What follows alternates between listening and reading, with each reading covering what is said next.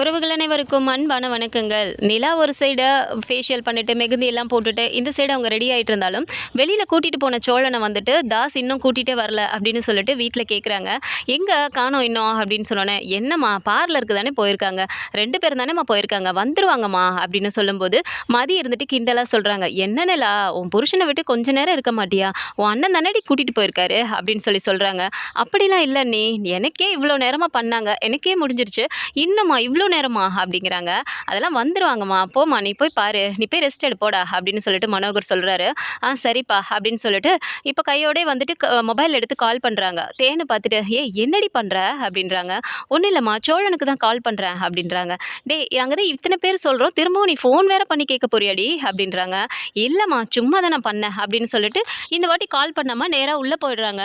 உள்ளே போன நிலாவுக்கு சோழனுக்கு கால் பண்ணி கேட்போம், இதெல்லாம் நம்ம ஃபோட்டோ எடுத்து அனுப்புவோம் மெகந்தியெல்லாம் அப்படின்னு சொல்லிட்டு இப்போ அவங்க ஃபோட்டோ எடுத்து அனுப்பிட்டு வாட்ஸ்அப்பில், சோழன் நான் ரெடி ஆகிட்டேன், நீங்கள் ரெடியா அப்படின்னு சொல்லிட்டு அனுப்புகிறாங்க. அதுக்கு வந்து பார்த்தா சோழனுக்கு வந்துட்டு சிங்கிள் டிக்லேயே இருக்குது, வாட்ஸ்அப்பில் ஒன்றுமே காட்ட மாட்டேங்குது.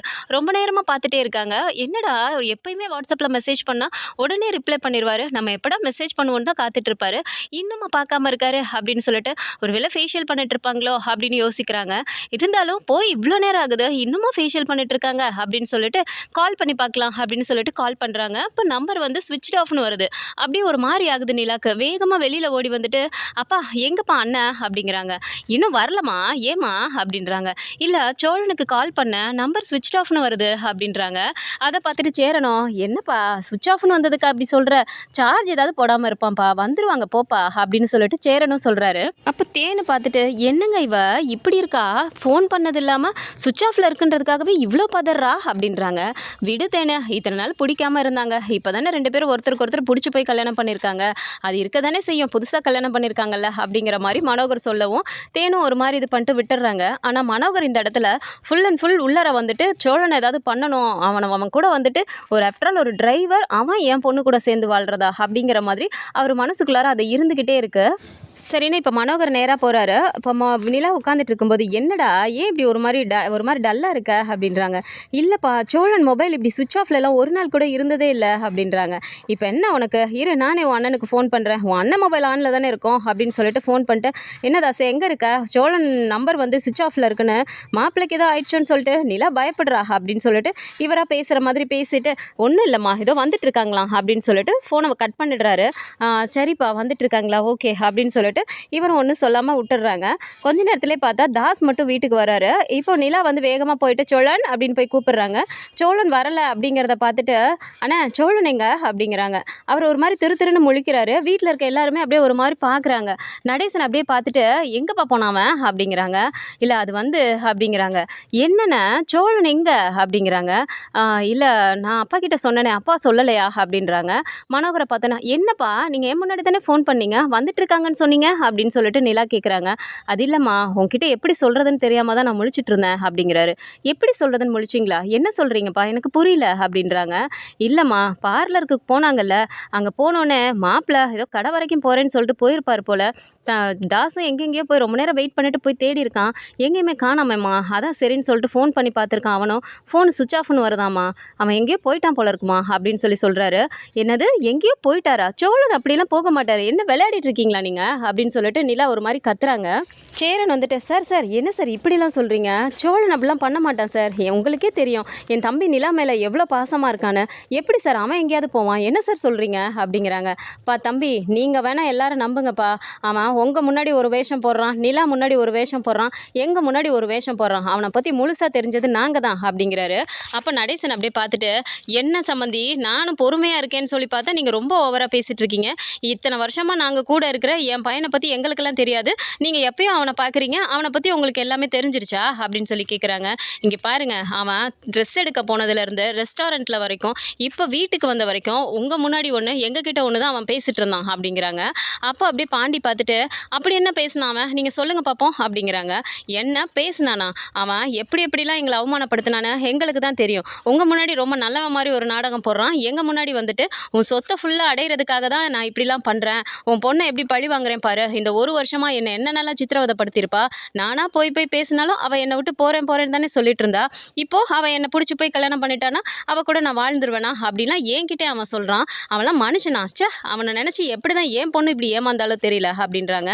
யாருக்குமே எதுவுமே நம்ப முடியல. நிலா அப்படியே பார்த்துட்டு, அப்பா நீங்கள் ஏதோ பொய் சொல்கிறீங்க, சோழன் அந்த மாதிரி சொல்கிற ஆளே கிடையாது அப்படிங்கிறாங்க.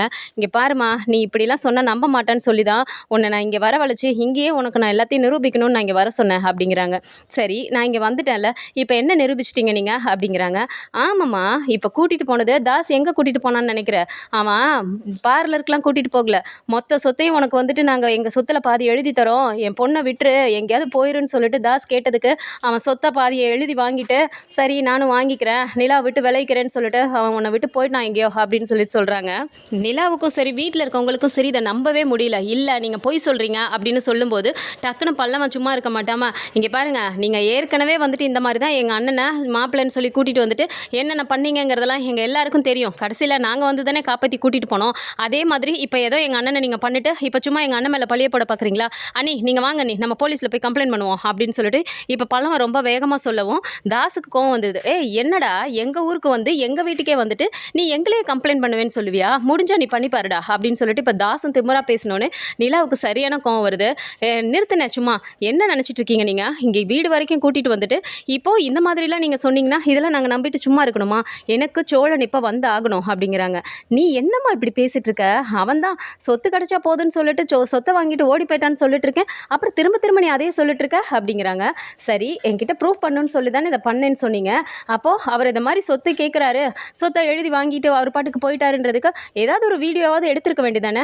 எனக்கு என்னை பற்றி உங்களுக்கு தெரியும்ல, எதையுமே ப்ரூஃப் இல்லாமல் நான் நம்ப மாட்டேன்னு. அப்போ என்கிட்ட ஏதாவது ஒன்று காட்டுங்க, நான் நம்புகிறேன் அப்படிங்கிறாங்க. அப்போ தாஸும் அப்படியே மனோகரும் முழிக்கிறாங்க. ஏம்மா, அவன்கிட்ட போனால் போதுன்னு சொல்லிட்டு நாங்கள் அவனை பற்றி இது பண்ணுறதுக்காக பண்ணால் இதெல்லாம் உட்காந்து வீடியோவை எடுத்துகிட்டு இருக்க சொல்கிற நீ அப்படிங்கிறாங்க. இல்லைப்பா, நான் இதை நம்ப மாட்டேன், நான் இப்போவே போகிறேன் அப்படின்னு சொல்லிட்டு இப்போ நிலா கிளம்ப பார்க்குறாங்க. மனோகரும் தாஸும் போக விடாமல் தடுக்கிறாங்க. இப்போது நடேசனாக இருக்கட்டும், மிச்சம் 3 பேராக இருக்கட்டும், எல்லாருமே சேர்ந்து நீ வாப்பா நம்ம பார்த்துக்கலாம் அப்படின்னு சொல்லும்போது, டேய் என் வீட்டில் இருந்து என் பொண்ணை நீ கூட்டு போயிருவியா அப்படின்னு மனோகர் இப்போ ஒரு மாதிரி பேசுகிறாரு. இதை கேட்ட நிலா, இங்கே பாருங்கப்பா, நீங்கள் ரொம்ப ஓவராக பண்ணிட்டுருக்கீங்க, இதுக்கு முதல்ல நான் ஒத்துக்கணும், என் வாழ்க்கையவே நீங்களே கெடுக்குறீங்க அப்படின்னா கண்டிப்பாக நான் இதை போலீஸில் போய் சொல்லுவேன் அப்படிங்கிறாங்க. என்ன நிலா, அப்பா பற்றி உனக்கு தெரியாதா? இந்த ஊரில் நீ போய் போலீஸில் சொன்னினா அவங்க வந்து என்னை அரெஸ்ட் பண்ணிடுவாங்களா? அதெல்லாம் எதுவும் நடக்காது, இந்த ஊரில் என்ன மீறி ஏதாவது நடந்துருமா அப்படிங்கிறாரு. அந்த தைரியத்தில் தானேப்பா நீங்கள் பண்ணுறீங்க.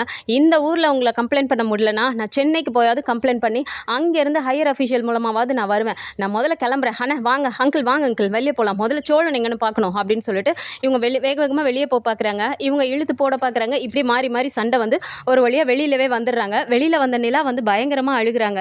இதை பார்த்து சேரன், அழாதப்பா நிலா அப்படிங்கிறாங்க. என்னென்ன இப்போ நான் பண்ணுறது? சோழன் எங்கே போனார், என்ன பண்ணாருன்னே தெரியாமல் எப்படின்னு அவரை கண்டுபிடிக்கிறது? நான் சொன்னேன்ல அப்போவே எனக்கு இந்த ரிசப்ஷன்லாம் வேணாம், அங்கே போவேணான்னு சொன்னேன்ல, யாராவது கேட்டிங்களா அப்படிங்கிறாங்க. நடேசன் அப்படியே பார்த்துட்டு, ஏமா என்னம்மா உங்கள் அப்பா இப்படி இருக்காரு, இந்த மாதிரிலாம் அவர் பண்ணுவார், இப்படி ஒரு கேவலமான மனுஷன் தெரிஞ்சிருந்தா நானுமே ஒத்துட்டு இருந்திருக்க மாட்டேனே, நான் வேற உங்ககிட்ட இதை பற்றியெல்லாம் வேற பேசினேன் அப்படிங்கிறாங்க. எனக்கு எங்கள் அப்பா பற்றி தெரியும்னு சொல்லி தானே நான் உங்ககிட்ட சொன்னேன், ஆனால் நீங்கள் எல்லாம் சொல்கிறீங்களேங்கிறக்காக தான் நான் சம்மதிச்சேனே அப்படிங்கிறாங்க. சரிப்பா, இப்போ எப்படிப்பா கண்டுபிடிக்கிறது, உனக்கு இந்த ஊரில் யாராவது தெரியுமா அப்படிங்கிறாங்க. சரி, எங்கேயாவது நம்ம போய் தேடலானே, இல்லைனா அவரை நம்பரை ட்ராக் பண்ண சொல்லி நம்ம மொபைல் எங்கே இருக்குனாவது செக் பண்ணலாமா அப்படிங்கிறாங்க. ஏப்பா, இவ்வளோ தூரம் பண்ணி யோசிச்சு உங்கள் அப்பா பண்ணியிருக்காரு, நம்ம போலீஸில் போய் கம்ப்ளைண்ட்டே பண்ணலாம்ப்பா அப்படிங்கிறாங்க. கண்டிப்பாக வாங்க நம்ம போகலாம் அப்படின்னு சொல்லிட்டு நேராக ஸ்டேஷனுக்கு போயிட்டு நடந்த விஷயத்தை எல்லாத்தையும் சொல்கிறாங்க. சரின்னு சொல்லிட்டு அவங்களும் கம்ப்ளைண்ட் எடுத்துகிட்டு, என்னம்மா நீ மனோகர் சாரோட பொண்ணா, நீயே வந்து உங்கள் அப்பா மேலே கம்ப்ளைண்ட் கொடுக்குறேன்னு சொல்கிற அப்படிங்கிறாங்க. நானே வந்து கொடுக்குறேன்னு சொல்கிறேன்னா என் புருஷனை காணோம் சார், என் புருஷனை கூட்டிகிட்டு வந்து இப்படிலாம் அவங்க பண்ணிட்டாங்க, கம்ப்ளைண்ட் எடுக்க முடியுமா எடுக்க முடியாதா அப்படின்றாங்க. கண்டிப்பாக பண்ணுறேம்மா, நீங்கள் கொஞ்சம் நேரம் உட்காருங்க, இதை வரேன் அப்படின்னு சொல்லிட்டு நேராக போய் அவர் மனோகருக்கே ஃபோன் பண்ணுறாரு. தெரியும் நேராக அவள் அங்கே தான் வருவான்ட்டு, ஏதாவது சொல்லி நேரத்தை போக்காட்டி அனுப்பி விட்ருங்க, கம்ப்ளைண்ட்லாம் எதுவும் ரிஜிஸ்டர் பண்ண வேணாம், நான் உங்களை வெயிட்டை கவனிக்கிறேன் அப்படிங்கிற மாதிரி மனோகர் சொல்லிடுறாரு. இவரும் வந்துட்டு, நாங்கள் ட்ராக் பண்ணலாம் முடியாது, அப்படியே பண்ணி பார்த்தாலும் எங்கேயுமே சிக்னல் கிடைக்கல, அந்த பையனோட மொபைல் எங்கேயோ தூக்கி போட்டு அவன் ஓடிட்டான் போல், உங்கள் அப்பா சொல்கிறது தான் உண்மை போல் அப்படிங்கிறாங்க. எங்கள் அப்பா சொல்கிறது உண்மைனா அப்படின்னா நீங்கள் எங்கள் அப்பா கிட்ட பேசுனீங்களா அப்படிங்கிறாங்க. அவர் ஒரு மாதிரி பார்க்குறாரு. தெரியும் இந்த ஊரில் இருந்துட்டு நீங்கள் இப்படி தானே பண்ணுவீங்க அப்படின்னு சொல்லிட்டு, நான் உங்களை எங்கே போய் நான் பண்ணணுமோ உங்களையும் சேர்த்து நான் கம்ப்ளைண்ட் பண்ணுவேன் அப்படின்னு சொல்லிட்டு கோவத்தில் அங்கேருந்து நிலா எல்லாரும் கிளம்பி நேராக இப்போ சென்னைக்கே போகலான்னு சொல்லிட்டு போயிட்டுருக்காங்க. அந்த டைம் பார்த்தா இப்போது வீட்டில் வந்துட்டு யோசிக்கிறாங்க. டேய் தாசு, அவன் ஃபோன் எங்கடா இருக்குது, அவள் எப்படி இருந்தாலும் ட்ராக் பண்ணலாம் சொல்லியிருக்காடா, அந்த இன்ஸ்பெக்டர் எனக்கு ஃபோன் பண்ணி சொல்லியிருக்காரு அப்படின்னோடனே, அவன் ஃபோனெல்லாம் எங்கே இருந்துச்சுன்னா நான் பார்க்கல, நான் பாட்டுக்கு அடித்து தூக்கி போட்டு வந்துட்டேன், இந்நேரம் அவன் எந்த ஆஸ்பத்திரியில் இருக்கானா இல்லை செத்து போயிட்டானான்னு கூட எனக்கு தெரியாது அப்படின்னு சொல்லிட்டு இப்போது தாஸும் சொல்லிடுறாரு. அந்த நேரம் இவங்க கிளம்பி போயிட்டு இருக்கும்போது பார்த்தா நிலாவோட நம்பருக்கு ஒரு ஃபோன் வருது. சரின்னு நிலாவை பார்க்குறாங்க. யாருப்பா அப்படிங்கிறாங்க. தெரிலண்ணே, ஏதோ ஒரு அன்னோன் நம்பராக இருக்குது அப்படின்றாங்க. ஏப்பா சோழன் கூட வேறு ஏதாவது நம்பர்லேருந்து கூப்பிடல, நீ ஃபோனை எடுப்பா அப்படின்றாங்க. ஃபோனை எடுத்து பேசினா, இப்போ நாங்கள் ஏதோ ஒரு ஹாஸ்பிட்டல்லேருந்து பேசுகிறோம், இந்த மாதிரி அவரோட ஃபோனில் ஒய்ஃப்னு உங்கள் நம்பர் தான் சேவ் ஆயிருந்தது அப்படின்னு சொன்னோன்னே, எந்த ஹாஸ்பிட்டலில் எப்படி இருக்காரு அப்படின்னோடனே, இந்த மாதிரி ஹாஸ்பிட்டலில் அட்மிட் பண்ணியிருக்கோம், ஐசியூவில் இருக்காரு, நீங்கள் உடனே வாங்க அப்படிங்கிறாங்க. சரின்னு உடனே கிளம்பி இவங்களும் நேராக அங்கே போகிறாங்க. அங்கே போனால் சோழன் வந்துட்டு அப்படியே ரொம்பவுமே அன்கான்ஷியஸில் தான் இருக்காங்க. அங்கே போயிட்டு நிலா வந்து பயங்கரமாக அழுகிறாங்க. பார்த்தீங்களாண்ணே, என்ன மாதிரி வேலை பண்ணிட்டு எப்படியெல்லாம் இவங்க என்கிட்ட நாடகம் போட்டிருக்காங்கன்னு சொல்லிட்டு அப்படிங்கிறாங்க. என்னப்பா நிலா இப்படியெல்லாம் இருப்பாருன்னு உங்கள் அப்பா சத்தியமாக நான் நினைக்கலப்பா அப்படிங்கிறாங்க. நிலா வந்து பயங்கரமாக அழுதுகிட்டே உட்காந்துருக்காங்க. ஸோ கொஞ்சம் நேரம் கழித்து பார்த்தா இப்போது சோழன் கண்ணு முழிச்சிட்டாருன்னு சொல்கிறாங்க. நேராக நிலா உள்ளே போயிட்டு சோழன் அப்படிங்கிறாங்க. நிலா நீ எப்படி இங்கே அப்படிங்கிறாங்க.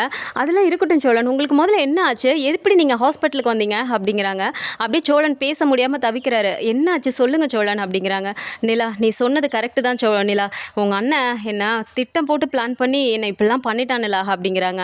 என்ன பண்ணாவன் அப்படின்னு சொல்லிட்டு, ஒரு நிமிஷம் இருங்க அப்படின்னு சொல்லிட்டு மொபைல் எடுத்துகிட்டு, நீங்கள் அப்படியே சொல்லுங்கள் சோழன் என்ன ஆச்சு அப்படிங்கிறாங்க. இல்லை நிலா, போயிட்டு இருக்கும்போதே என்கிட்ட ரொம்ப கோவமாக தான் பேசினான். நீ ஆஃப்டர் ஆல் ஒரு டிரைவர், நான் இருந்திருந்தேன்னா என் தங்கச்சியை தூக்கிட்டு போயிருக்க விட்டுருக்க மாட்டேன், உனக்கெல்லாம் நான் வண்டி ஓட்டணும், உனக்கெல்லாம் நான் வந்துட்டு இப்படிலாம் பண்ணணும்னு எனக்கு என்ன தலையெழுத்தா, அப்படி இப்படிலாம் பேசிட்டே வந்தான். நானும் எனக்கு ஏதாவது ஆச்சுன்னா நிலா ஒன்று சும்மாவே விட மாட்டா அப்படிலாம் சொல்லிட்டு நானும் அவன்கிட்ட கொஞ்சம் கிண்டலாக பேசிட்டு தான் போனேன். ஆனால் அவன் ஒரு மாதிரி ஸ்பீடாகவே வண்டி ஓட்டும் போது கொஞ்சம் ஸ்லோவாக போங்க, நான் வேணா ஓட்டவான்னு கேட்டேன். என்கிட்ட கொடுக்க மாட்டேன்ட்டான் வண்டியை. அவனே இப்படி ஓட்டிகிட்டு போய் ஒரு இடத்துல இடித்தான். அதுக்கப்புறம் அவன் குதிச்சிட்டான், நான் மட்டும் வண்டியில் மாட்டிக்கிட்டேன். அப்புறம் என்ன ஆச்சுன்னு எனக்கு தெரியல நிலா அப்படிங்கிறாங்க. அப்படியே நிலாவுக்கு வந்து அப்படி ஒரு ஷாக்காக இருக்குது. அப்படியே ஒரு மாதிரி அழுகிறாங்க. நீ விடு நிலா, எனக்கு ஒன்றும் இல்லை, நான் நல்லா தான் இருக்கேன் அப்படிங்கிறாங்க. இனிமேல் சத்தியமாக சொல்கிறேன் சோழன், எனக்கு உங்களையும் நம்ம குடும்பத்தில் இருக்கவங்களையும் தவிர எனக்கு பெற்றவங்களையும் யாருமே கிடையாது. நான் அவங்கள விட்டு விலகி வந்துட்டேன்னு நினச்சி எவ்வளோலாம் வருத்தப்பட்டிருக்கேன் தெரியுமா, ஆனால் இப்படிலாம் நடக்கும் நான் சத்தியமாக நினைக்கல அப்படின்னு சொல்லிட்டு இப்போ அவங்க ரெக்கார்ட் பண்ணதை வச்சு சென்னைக்கே போயிட்டு அங்கே சோழனை டிஸ்சார்ஜ் பண்ணி கூட்டு போனதுக்கப்புறமா அங்கேருந்து கம்ப்ளைண்ட் பண்ணி மனோகருக்கு ஏதாவது ஆக்ஷன் எடுப்பாங்களா, இந்த மாதிரியான கதைக்களம் வந்தால் நல்லா இருக்கும்னு நினச்சிங்கன்னா மறக்காமல் நம்மளோட சேனலை சப்ஸ்கிரைப் பண்ணிக்கோங்க. அண்ட் வீடியோ பிடிச்சிருக்கு அப்படின்னா சின்னதை லைக்கை மட்டும் கொடுத்துருங்க. தேங்க்ஸ் ஃபார் வாட்சிங்.